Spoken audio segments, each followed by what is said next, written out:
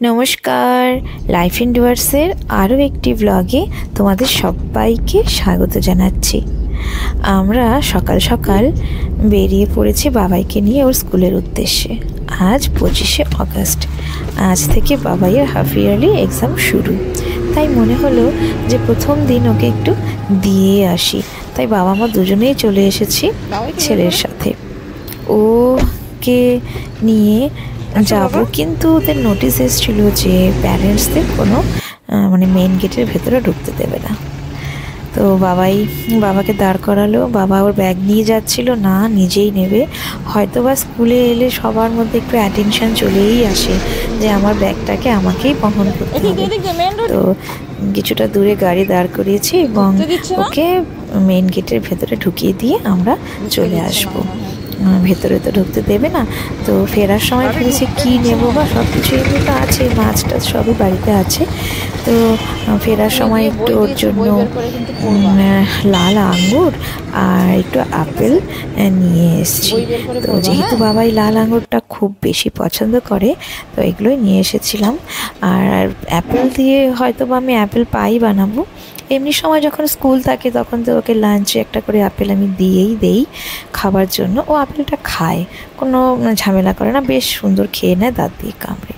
এদিকে মাসিও খেতে বসে গেছে। এখন 10:30 বাজে, 10:30টার বেশি বাজে, 11টার কাছাকাছি। এই টিফিন বক্সগুলো আমি বিভিন্ন একের পর এক করে সাজিয়ে রেখেছি। আর ওটা আমার স্টিম করার পাত্র, এখানে আমি বানাই তোমার ইডলি যে কোনো, তারপরে মোমোজ সব কিছু। আজকে একটা স্পেশাল জিনিস রান্না হয়েছে, সেটা হলো মোচা। ওই যে মাসিটা আমাদের যে বাড়িতে আসে শাক নিয়ে, তিনি দিয়ে গেছিলেন। এছাড়া মাছের চচ্চড়ি আর একটু কাঁকরোল ভাজা আর ডালের বড়া আছে তার সাথে। আর একটা জিনিস আমি বানাবো আজকে স্পেশাল আমার ছেলের জন্য, সেটার জন্য আমি এখানে কিছু মশলা রেডি করে রেখে দিয়েছি অলরেডি। তো সেটাই তোমাদের সাথে শেয়ার করব যে কি বানাচ্ছি। আর তার আগে একটু আঙুরগুলো ধুয়ে রাখি, কারণ বাবাই পরীক্ষা দিয়ে এসে তো একটু খাওয়ার জন্য ঝামেলা করবে। তার জন্য আমি আঙুরগুলোকে জলে ভিজিয়ে রাখি, কারণ আঙুরে প্রচুর পরিমাণে পেস্টিসাইড ইউজ করা হয়, যেগুলো আমাদের শরীরের জন্য তো খুব একটা বেশি ভালো না। তো আমি সবসময় বাবাইকেও বলি যে আঙুরের চোকলাগুলো খুলে তারপরে খাবে, উপরে পাতলা চোকলাটা ফেলে দাও, তাহলে হয়তো অনেকটা খারাপ জিনিস পেটের ভিতরে যাবে না। আর কিছুক্ষণের জন্য আমি এটাকে ভিজিয়ে রাখলাম, কয়েকটা পচা পচাও ছিল আঙুর, তো ও এসে খাবে। আর এদিকে এই রুই সুন্দরীকে আমি লবণ হলুদ মেখে একদম রেডি করে রেখেছি। আর একটা মশলা রেডি করেছি, এর মধ্যে দিয়েছি কিছু গুঁড়া মশলা, লঙ্কার গুঁড়া আর হলুদ। যে গুঁড়া মশলার কথা আমি বলছি তার মধ্যে আছে ধনে, জিরা আর তেজপাতা, আর হচ্ছে একটু ভোগ চাল। কাঠখোলায় ভেজে মিক্সারে গ্রাইন্ড করে একদম পিষে নেওয়া হয়েছে। তেল গরম হওয়াতে মাছগুলো দিয়ে ভেজে নিচ্ছি, এবং এর সাথে কিছু কাঁচা লঙ্কাও আমি দেবো স্বাদ অনুযায়ী, যে যেমন ঝাল খায়। তো মাছ ভাজা হয়ে যাবে তখন এই তেলের মধ্যে খুব একটা বেশি তেল ব্যবহার করব না, কারণ বাবাইয়ের জন্য যেহেতু এটা করছি, তার সাথে তো আমরাও খাবো। আর বাবাই নিজেও আমাকে সবসময় বলে যে মা আমি খুব বেশি তেল খাবো না, হেলথ কনসিয়াস বলতে পারো। কিন্তু এদিকে আবার সে ময়দার জিনিসও খাচ্ছে।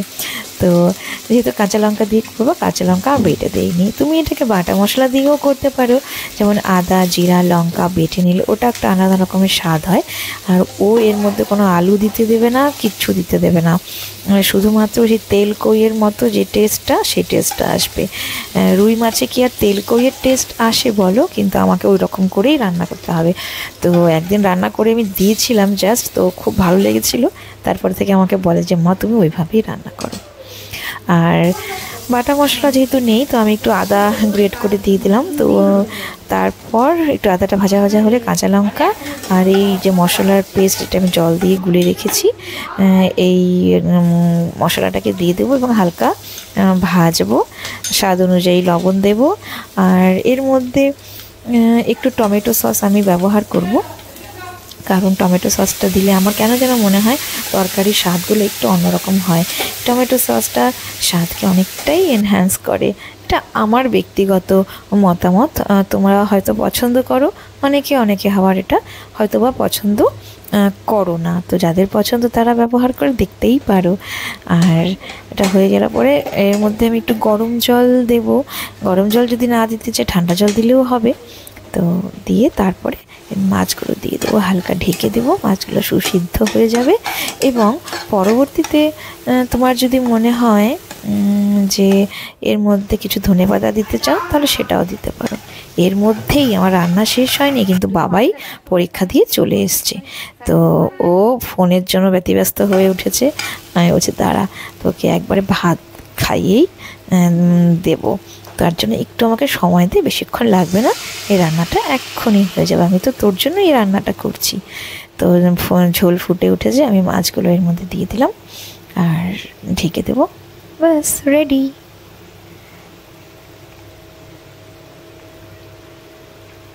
আমেরিকান রুই বাবাই ভীষণ পছন্দ করে, কারণ অন্য কোনো মাছ যেরকম খায়, চিংড়ি মাছটাও খুব ভালোবাসে, কিন্তু আমেরিকান রুইটা তাজা পাওয়া যায়। তো তো যেহেতু পছন্দ করে তাই ওর বাবা মাঝে মাঝেই ওর জন্য আমেরিকান রুইটা নিয়ে আসে, আর খুব সুন্দর হয় মাছগুলো, তাজাও থাকে।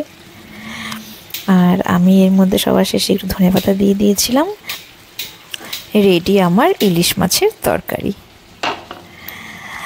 আর অসংখ্য ধন্যবাদ সবাইকে দেখার জন্য।